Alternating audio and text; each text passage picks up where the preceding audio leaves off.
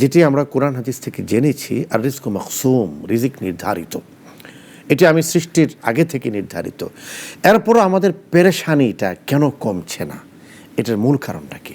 যখন আল্লাহুম্মা লা তাজআলিদ দুনিয়া আকবার হাম্মিনা ওয়ালা মাবলাগা ইলমিনা, নবীজি সাল্লাল্লাহু আলাইহি ওয়াসাল্লাম দোয়ায় এই বাক্যগুলি বলতেন যে পৃথিবীর অর্জনটাই যেন আমার শেষ কথা না হয়, আমার টার্গেট না হয়, বরং আমি যেন পরকালকে প্রাধান্য দিই। বাল তুসিরুনাল হায়াতাদ দুনিয়া ওয়াল আখিরাতু খায়রুম ওয়া আবকা, বলে আল্লাহ রাব্বুল আলামিন যে তোমরা সামনে যা দেখো হাজির উপস্থিত, এটাকেই প্রাধান্য দাও, নগদ পুরস্কারকে তুমি প্রাধান্য দিচ্ছ, অথচ এর আড়ালে তোমার জন্য অনেক অনেক আল্লাহর কাছে রয়ে গেছে। যেমন দেখুন, হযরত মুসা আলাইহিস সালামের সময় দুইজন, একজন মুমিন আর একজন কাফের, দুইজনে বড়শি পেতেছে।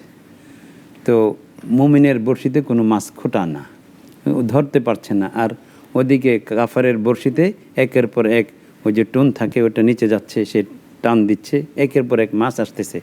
মুসা আলাইহিস সালাম তো রাগী পয়গম্বর ছিলেন, তা আল্লাহর কাছে বিষয়টা উনি জিজ্ঞাসা করেন, আল্লাহ এটা আমার বুঝে আসতেছেন, আপনি এটা কী করছেন? তা আল্লাহ পাক রব্বুল আলামিন তখন মুসা আলাইহিস সালামকে দেখালেন যে দেখুন, এই যে কাফেরের এত সম্পদ হচ্ছে, এই মাছ বিক্রি করে তার অনেক কিছু হবে, এর আড়ালে তার জন্য কি লুকায়িত আছে, পেছনে তার আযাবগুলো দেখালেন। আর মুমিন বান্দা দুনিয়াতে কিছুটা বঞ্চিত হচ্ছে বটে, কিন্তু তার জন্য কি নিয়ামতগুলো অপেক্ষা করছে এগুলো তাকে দেখালেন। তখন মুসা আলাইহিস সালাম নিজেই বললেন যে আল্লাহ, এই মুমিন বান্দার বর্ষিদের জন্য কোনো মাছই না ধরে। এজন্য বিষয়টা আমাকে ওইভাবে ভাবতে হবে যে আমি ওই যে তাকওয়ার যে কথা হযরত আলী রাদিয়াল্লাহু তাআলা আনহু বলেন, আর রিদা বিল কলিল আল খাউফ মিনাল জালিল ওয়াল আমালু বিত তানজিল ওয়ার রিদা বিল কলিল ওয়াল ইস্তিআদাদ লিয়াউমির রাহিল। বড় চমৎকার কথা বলেছেন যে আল্লাহর ভয়, কোরআন অনুযায়ী জীবন যাপন, এবং আমি যা পেলাম এটাতেই সন্তুষ্ট থাকা। যতক্ষণ পর্যন্ত আপনি আল্লাহর দেওয়া রিজিকে সন্তুষ্ট হতে না পারবেন, ততক্ষণ পর্যন্ত কোনো কিছুই, 7 সাগরের পানি দিয়েও আপনার মন ভরবে না। এটা হাদিসের মধ্যে নবীজি সাল্লাল্লাহু আলাইহি ওয়াসাল্লাম ইরশাদ করেছেন, মানহুমান লা ইয়াশবাআন, মানহুমুন ফিদ দুনিয়া মানহুমুন ফিল ইলম। দুই ব্যক্তির উদর কখনো পূর্তি হবে না। এক ব্যক্তি হলো যে দুনিয়ার লোভে আছে, দুনিয়ার তালাশে আছে, দুনিয়া পুরোটা পেলেও তার বলবে যে হালমিম মাজিদ, যদি আরও থাকতো। আর যে হলো বিদ্যানুরাগী, তার বিদ্যার অন্বেষণের এই আশা, তার এই মাত্রা কখনো শেষ হবে না। সে একটা মাসআলা, একটা বিষয়ে গবেষণা জানলে সে এর পরেরটার জন্য ব্যাকুল হয়ে থাকবে। তো ইলমের পিপাসু আর দুনিয়ার এই পিপাসু, এই দুই ব্যক্তির কখনো উদরপূর্তি হয় না, তাদের তৃষ্ণা নিবারণ হয় না। এজন্য এখন আপনি যে যতটা সম্ভব শুধু দুনিয়ার রিজিককেই প্রাধান্য দিচ্ছি, এজন্য আমাদের এই পেরেশানিও কমছে না। অবশ্য এর অর্থ এই নয় যে আমি বসে থাকব, আমি জীবন জীবিকার জন্য কোনো কসরত করব না, এমন নয়। যেমন হযরত ওমর রাদিয়াল্লাহু তাআলা আনহুর সময় মসজিদে নামাজ হয়ে গেছে, সবাই জীবন জীবিকার তাগিদে বেরিয়ে পড়েছেন। এমন সময় কিছু লোক কোনায় বসা, এই তোমরা এখানে কি করছো? যে নাহনুল মুতাওয়াক্কিলুন, আমরা আল্লাহর উপর তাওয়াক্কুলপন্থী। তাওয়াক্কুল মানে যে এখানে আল্লাহর রিজিক দিয়ে যাবেন। তো হযরত ওমর রাদিয়াল্লাহু তাআলা আনহু বিখ্যাত ছড়ি নিয়ে বললেন যে দাঁড়াও, বেত্রাঘাত করি।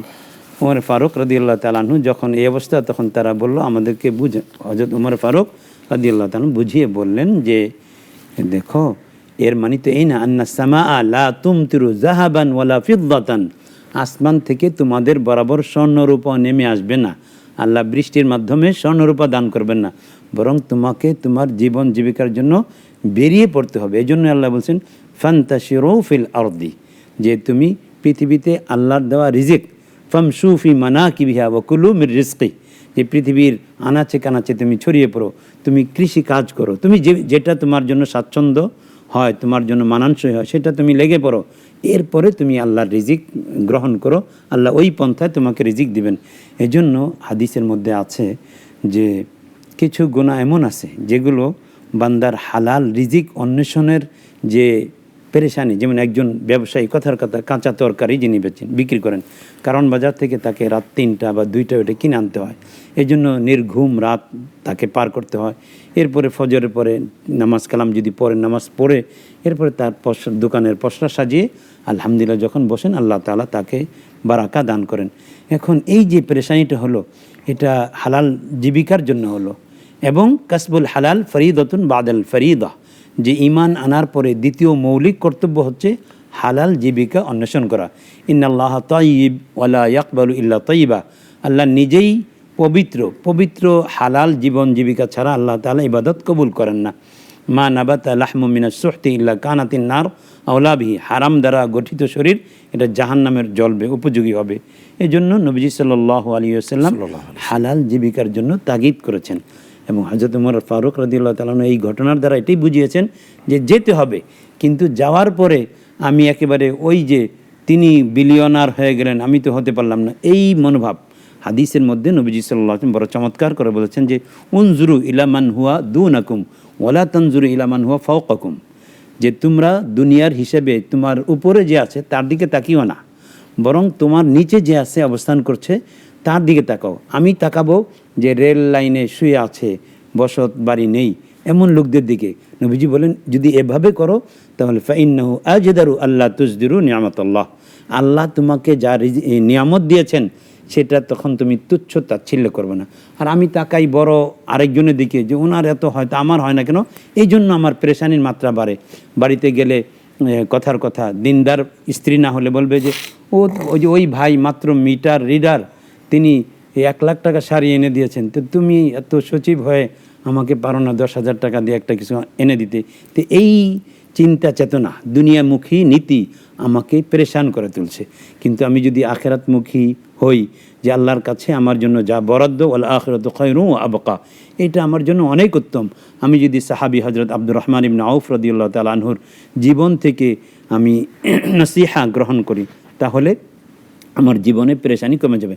আমি পেরেশানি করি বা না করি, আমাকে যেতে হবে, কিন্তু যাওয়ার পরে যদি কাঙ্ক্ষিত অর্জন না হয়, তাহলে যদি আমি পেরেশানিতে পড়ে যাই, তাহলে এই পেরেশানির কখনোই সমাপ্তি হবে না।